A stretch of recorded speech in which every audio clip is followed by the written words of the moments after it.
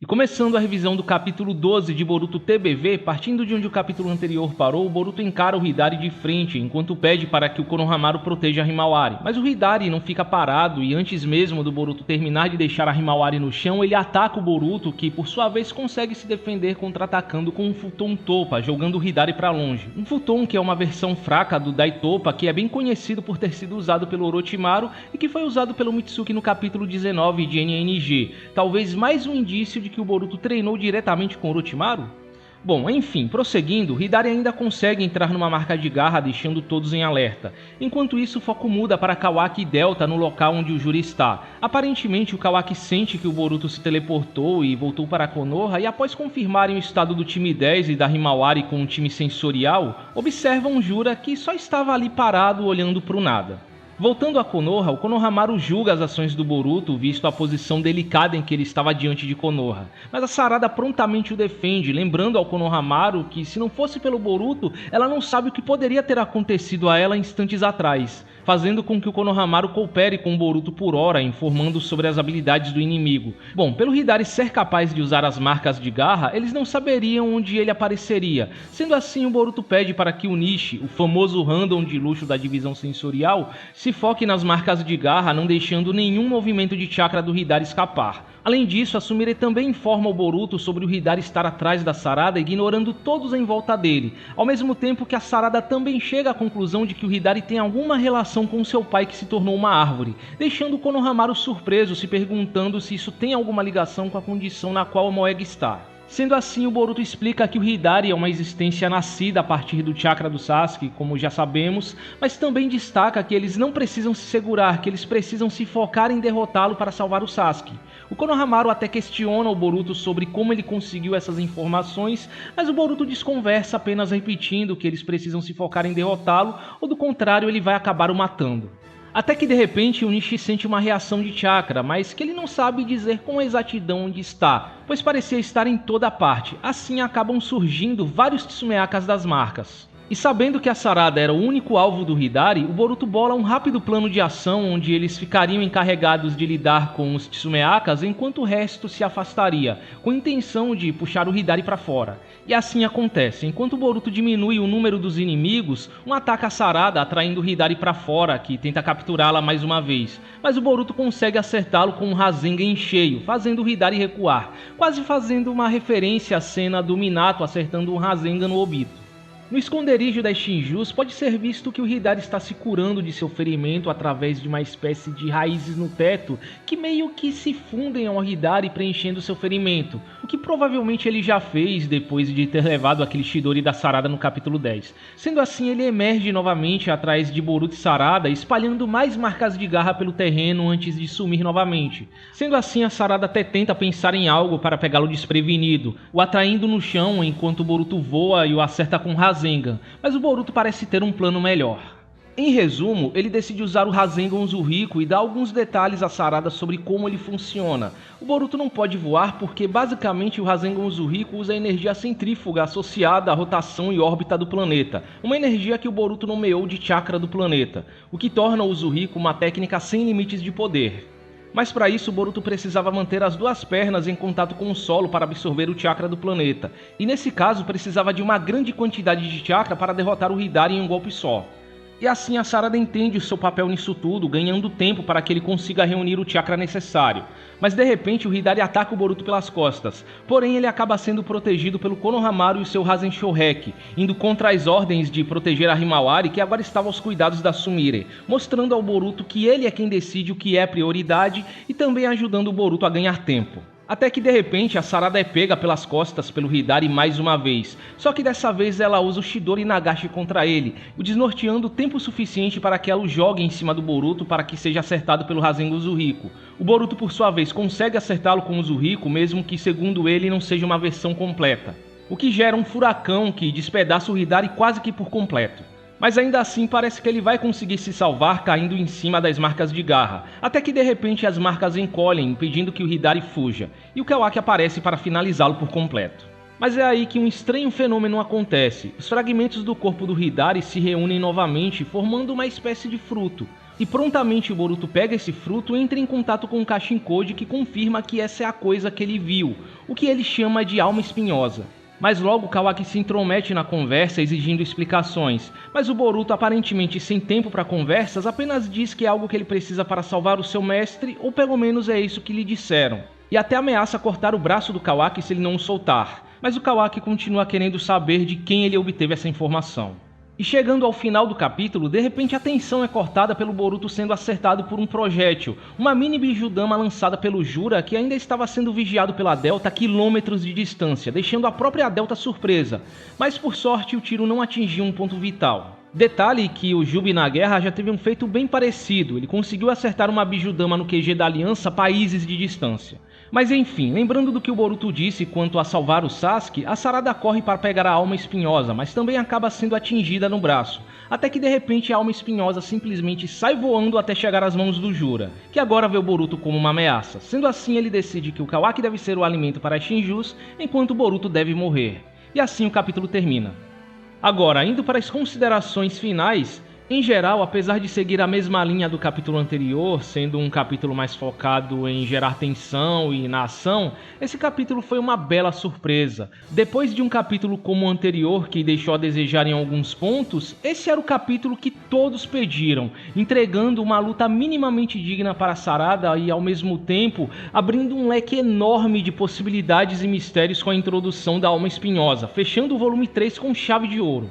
Esse capítulo compensou muitos dos defeitos que eu apontei no capítulo anterior. Até retiro algumas críticas que eu fiz quanto à falta de uma luta digna contra o Hidari envolvendo os personagens secundários e especialmente a Sarada. O Boruto mostrou um senso de liderança foda, sendo a cabeça por trás da estratégia contra o Hidari, um destaque mais do que merecido para o protagonista. Convenhamos que essa luta não tinha condições de ser uma luta solo da Sarada contra o Hidari como alguns fãs queriam, e mesmo assim não tirou o brilho dos outros personagens. Quase todo mundo envolvido teve algum papel a desempenhar, até mesmo o random do Nishi. O Konohamaru mostrou uma atitude que se espera de um Chunin como ele é nessa situação, não sendo um personagem de alívio cômico, ridículo como ele sempre foi, não baixando a cabeça pro Boruto, mas entendendo a situação ao mesmo tempo. Enfim, o trabalho em equipe contra o Hidari talvez ainda não seja algo no nível que vimos na luta contra o Boro, mas ainda assim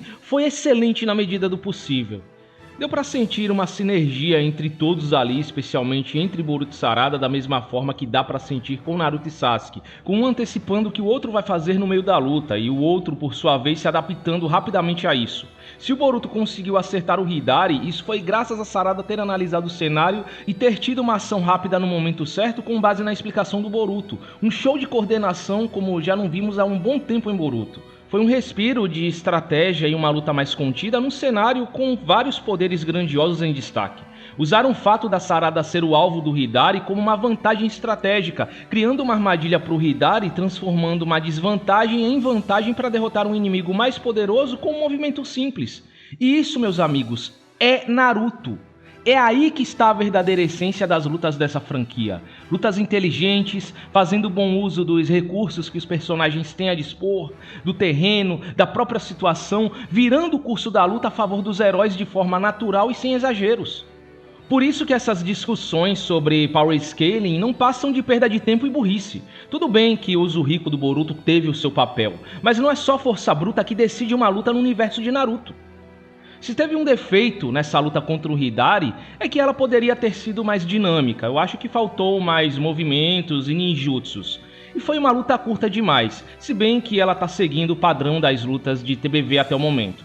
Claro, essa falta de ação por parte da Sumire, mesmo sendo uma das personagens mais poderosas ali, levando em consideração o que foi mostrado no anime e nas light novels, ainda é algo que me incomoda. Eu vejo o Nue sendo extremamente útil nessa situação.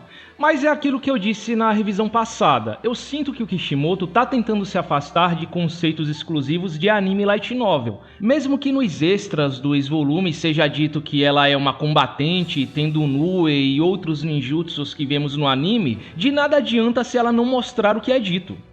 Talvez, no final das contas, no contexto do mangá, a Sumire acabe não passando de apenas uma cientista inofensiva não combatente, como ela sempre foi representada no mangá. Para quem leu o mangá e nunca viu o anime ou as novels, ela sempre foi isso. Ou um suporte em determinadas situações, se muito, tendo mais a função de desvendar as questões em volta do amado do que qualquer outra coisa. Muito diferente da ninja extremamente habilidosa, nível Chunin e útil em batalhas que vemos no anime. O detalhe da Sarada não ter ativado o Sharingan em nenhum momento da luta é algo que eu achei bem curioso. Acho que até quem reclamou disso nos últimos capítulos tá percebendo que tem algo proposital aí, que tem um porquê.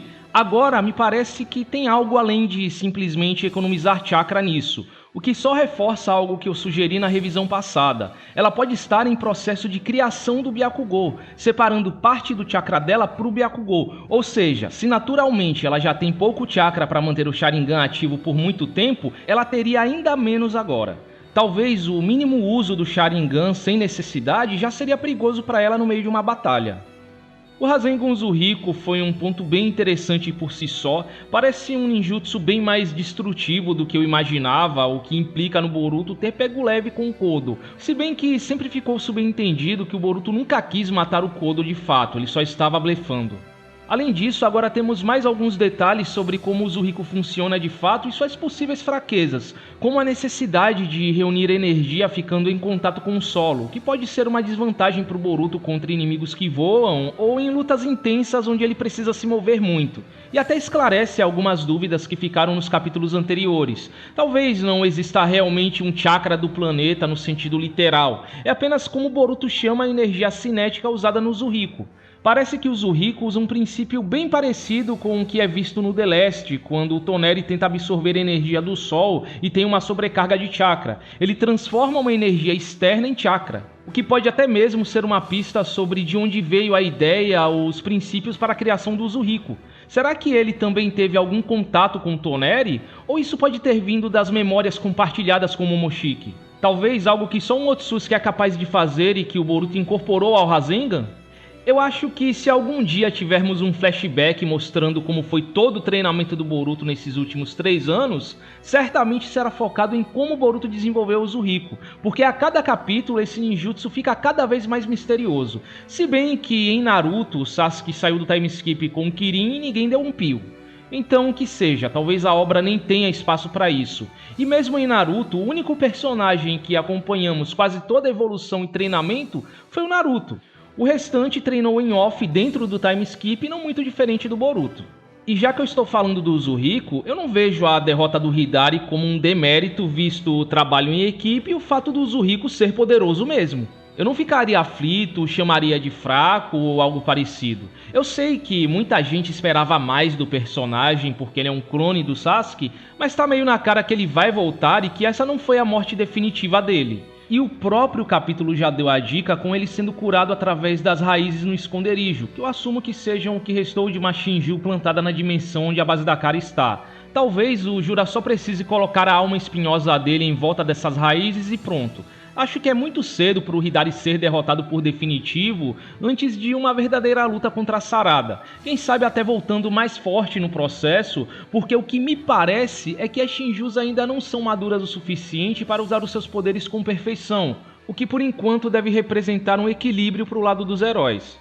Bom, de resto, eu estou adorando essa fase poucas ideias do Boruto, dando uma patada em todo mundo, passando bem um feeling do Sasuke. Mas talvez nem tudo seja o que parece. À primeira vista, as ações do Boruto em esconder as informações e não explicar nada a ninguém podem até parecer meio arrogantes e ríspidas por parte dele. Alguns até julgam que ele deveria falar tudo de uma vez logo e pronto. Pra que fazer todo esse mistério?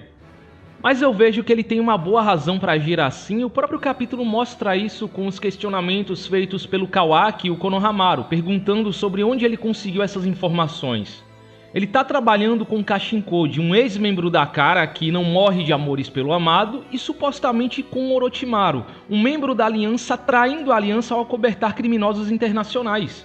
Revelar com quem ele está trabalhando vai queimá-lo ainda mais do ponto de vista de Konoha. Por enquanto é melhor deixar tudo como está, quanto menos respostas, menos perguntas. Por último, quanto à misteriosa alma espinhosa, A impressão que dá é que isso seja uma espécie de núcleo das Shinjus e que tenha alguma ligação com o original preso na árvore. Talvez uma representação da existência ou alma daquela pessoa que, caso for destruída, o original morre? Bom, ainda não dá pra saber e talvez seja melhor esperar os próximos capítulos antes de teorizar algo sobre isso.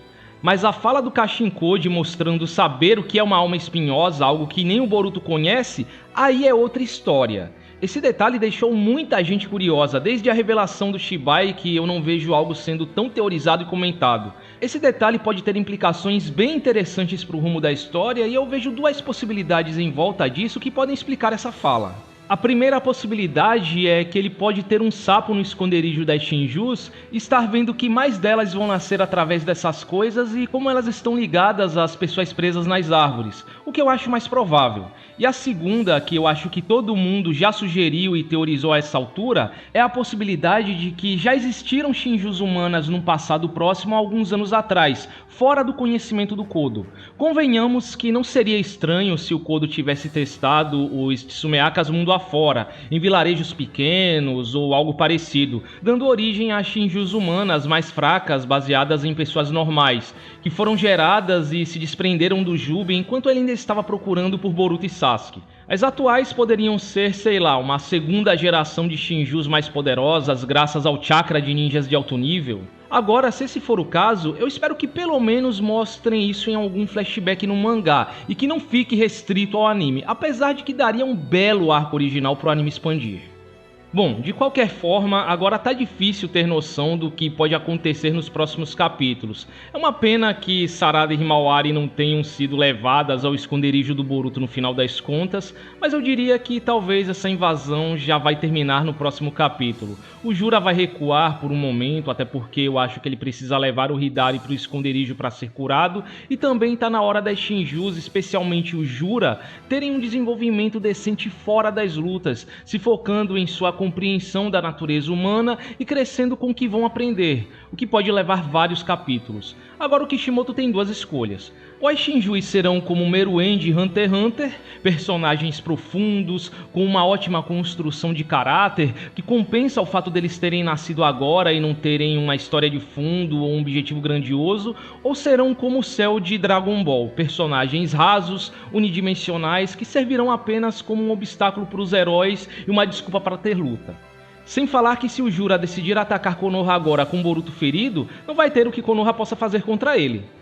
Enquanto isso, o Boruto ferido vai ser acolhido por Konoha, curado e interrogado. Até porque eu não acho que Konoha e o Kawaki tentariam matá-lo agora que ele tem informações sobre as Shinjus. Os próximos capítulos devem ser mais focados em diálogo, revelações e interação entre os personagens. Depois de um ano do mangá seguindo um ritmo tão frenético, com uma luta atrás da outra, eu acho que o mangá tá precisando de um momento mais calmo até para desenvolver a trama mais a fundo. Bom, então é isso. Espero que vocês tenham gostado da revisão e nos vemos no próximo vídeo.